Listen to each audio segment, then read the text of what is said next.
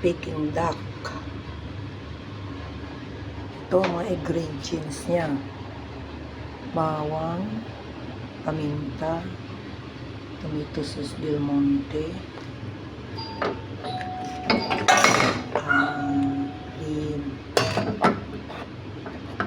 rino,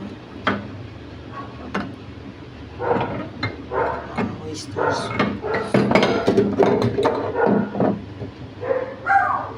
sibuyas, bell pepper, leeks.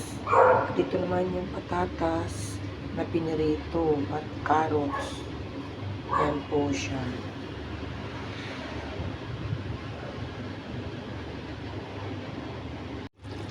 Ito yung kagaritang Peking duck. Ito, nilagyan ko ng tomato paste.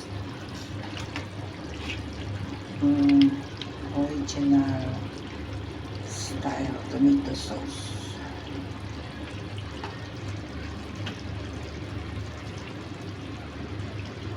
And then, sunod ko na yung carrots at patatas. Ay. Ayan, ako ng bawang, sibuyas, luya. Then, sunod ko miso. Chinese miso.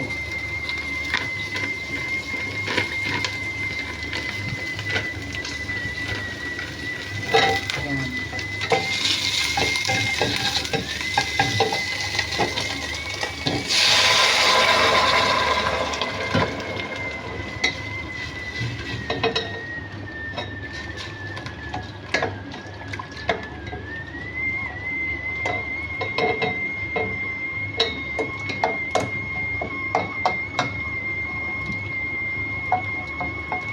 Ito na siya.